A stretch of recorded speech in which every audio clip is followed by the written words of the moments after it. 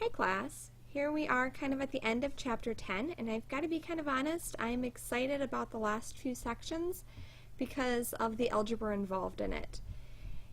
Before we get into some of that though, I need to teach you what a secant is. A secant is a line that intersects the circle at two places, or at 2 points. So it's going to look kind of like a chord does.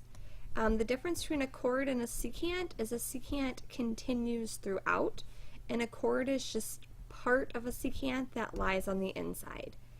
So I could say that this is a secant line, and I could call this secant line AB.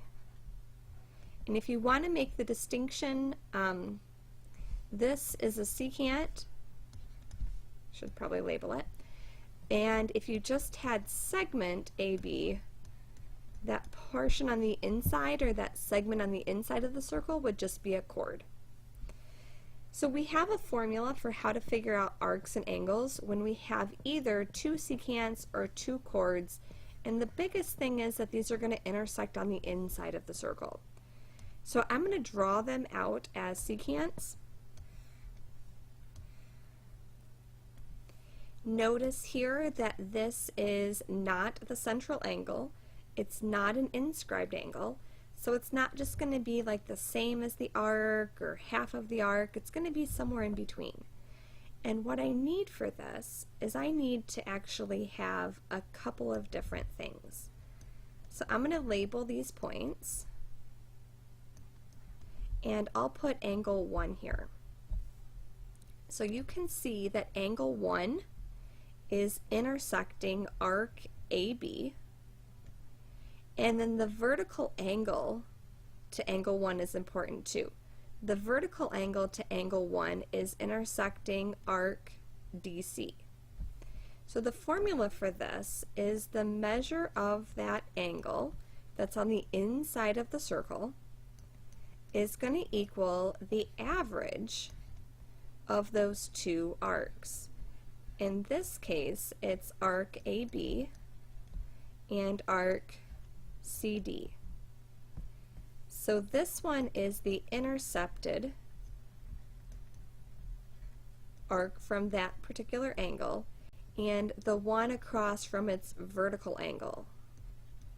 So I'll write the vertical angles intercepted arc. So if this doesn't make sense, at least get this formula down. After a few examples, I think that it will. So here is an angle that we're trying to find. This angle intercepts this arc.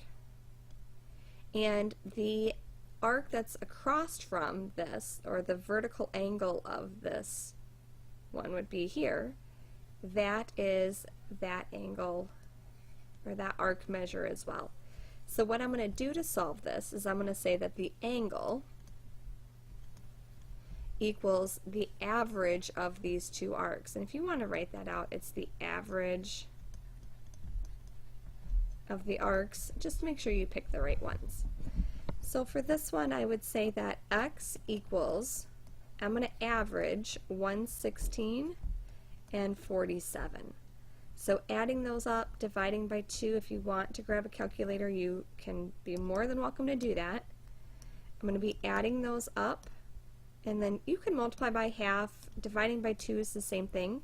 This angle would be 81.5 degrees. For this next one's set up a little differently, because for this angle, this is the arc, and the vertical angle, that would be the arc that I'm trying to find. So I have a little bit of an extra step in this one. What I'm going to do first is I'm going to find this angle, and then once I know that one, I can use that answer to find angle x that they're asking me for, because this angle is intercepting the 75 and the vertical one is 55. So what I'm going to do is average 75 and 55. So when I add those up, I get 130.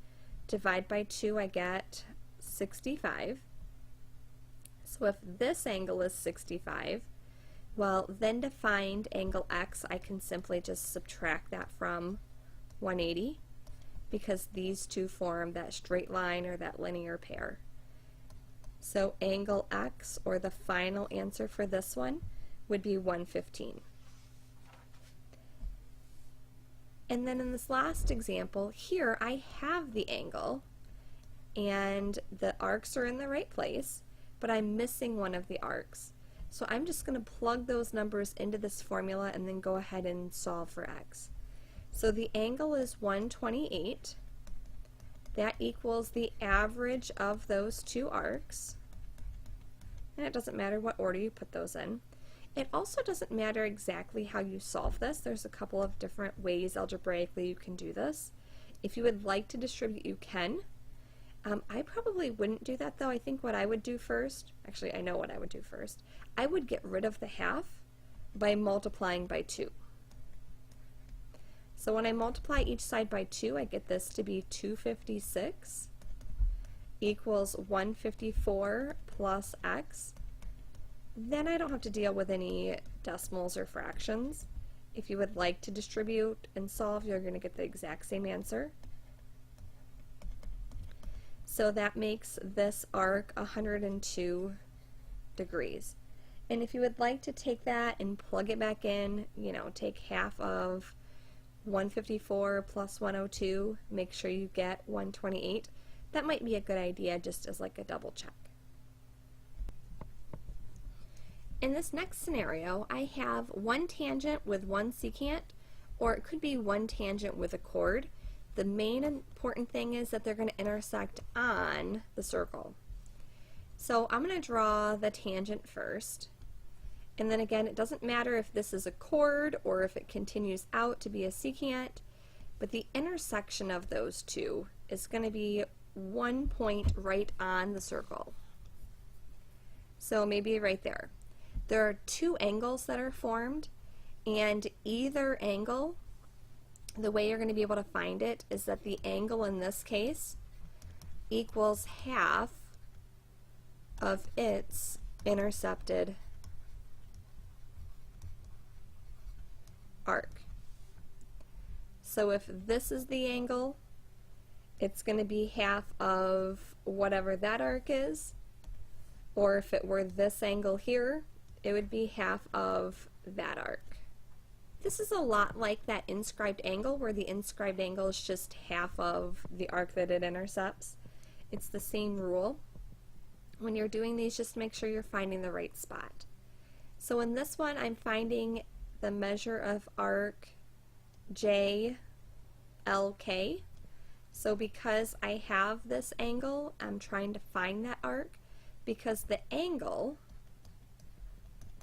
equals half of whatever the arc is. To solve for the arc, I would just multiply that by 2. So this arc is going to be 232 degrees. For this one, I'm going to label this. I want to find angle RQS, so I'm trying to find that angle, and they give me that QTS is 238 degrees. Well, I have a couple of different ways I could do this. I could, if I wanted to, like extend that out and find this angle, and then just take that away from 180. Otherwise, the other way I could do this is find what this arc is. So if I take 360 minus 238, that's going to be 122. So this arc is 122 degrees. And then I can take half of that for this angle. So that angle is going to be 61 degrees, and that would be my answer for that one. And this last formula is actually 3 different ways the picture can be drawn. It can be 2 secants, where you have this angle outside and it intercepts 2 arcs, and you have those 2 there. It could be a secant and a tangent. So here is a secant and a tangent, and it's intercepting these two. Notice that the angle is outside. Or it could even be two tangents.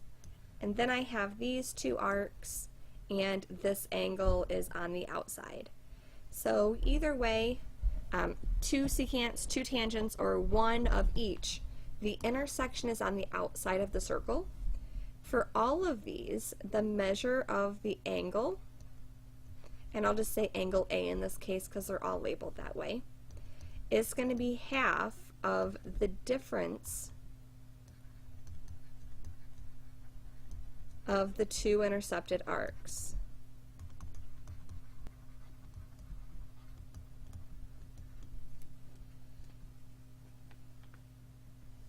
Or the way I like to put that is that's going to be whatever the bigger arc is minus the smaller arc. And those are just taking into consideration the two that it's actually intercepting. Like over here, this might be the biggest arc, but it's not intercepted within that angle. So you kind of ignore anything outside of that unless you need that to help answer the questions that you need to. So looking at this one, here's an angle on the outside. I have the angle on the outside, so that number is going to go here. So 62 equals half of the difference of the two intercepted arcs. And the intercepted arcs are this one and that one. And I'm trying to find BC, so I'm trying to find that smaller of those two arcs. So I'm going to have 141 minus x. Just like before, if you would like to distribute that 1/2, you can. Here's the way I would solve it. I would multiply each side by 2 and just get that to cancel. So I have 141 minus x, and this is going to be 124. When I subtract 141 from each side, I get a negative 17 equals negative x, and then that would make x 17. So the measure of that angle, or I'm sorry, the measure of that arc, that's what I was finding, is 17 degrees. And again, if you ever want to take that and plug it back in and double check, that might be a good idea. For this next one, I'm finding angle S, so I'm finding that angle on the outside. Now that's what I'm solving for. I can just take this, make sure that you're taking these two arcs, and they do give them both to me in this case. Sometimes they might give you this one, knowing that all of these arcs, the sum is 360 degrees. So if they don't give you one that you need for those two, you can always maybe find the one that it's missing. So I'm going to take 179 minus 71 and then half of that. So when I subtract those, I get 108, and half of 108 is 54. So the angle in question in this case would be 54 degrees. And then this last one. Seems like there's a problem or so. Each section that I'm saying, make sure you refer back to this. You might have to watch this a couple times, or when you're doing the work, come back to this one, put a big star next to it. We want to find this arc,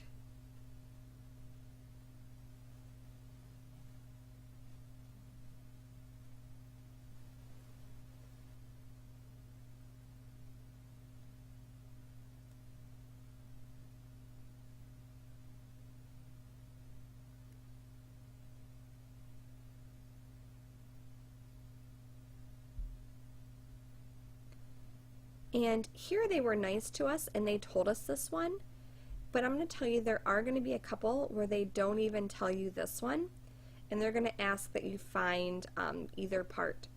So I'll show you with having the 140, and then I'll show you if we didn't have that, how we can come up with it. So this is the angle. The angle is 40. That equals half of the bigger arc, which is x, minus the smaller one, which is 140. Again, to solve, I would multiply each side by 2. Notice I don't distribute that. It's just taking care of that 1/2.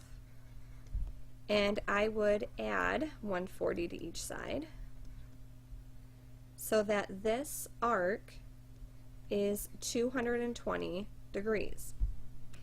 The reason why I say they didn't have to give you that is because to find that you could just take 360 minus 140 and get 220.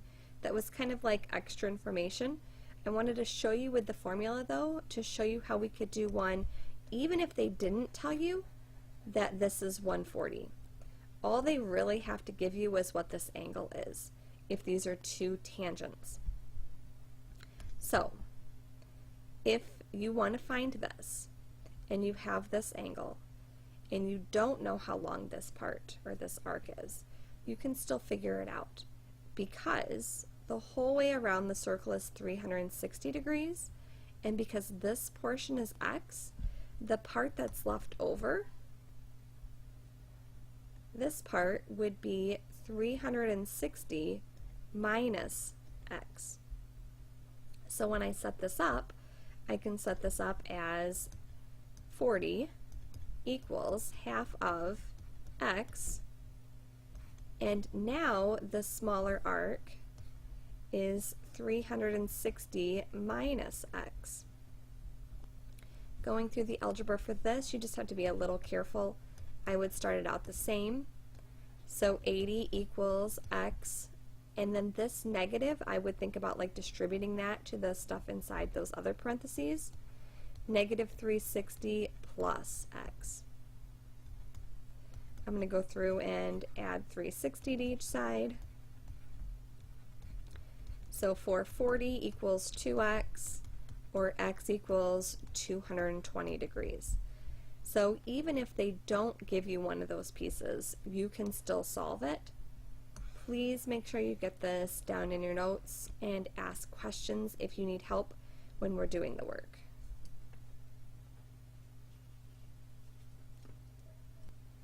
And then just to wrap this up quick, I wanted to let you know I did include this. These formulas and kind of these directions, make sure that you're choosing the right situation. If the vertex is on the circle, it's always just half. If it's inside, you're going to end up averaging or adding those two together and taking half. And if it's outside, it's going to be an even smaller angle, so you'll end up subtracting those arcs and then taking half. So I look forward to working you guys with this in class.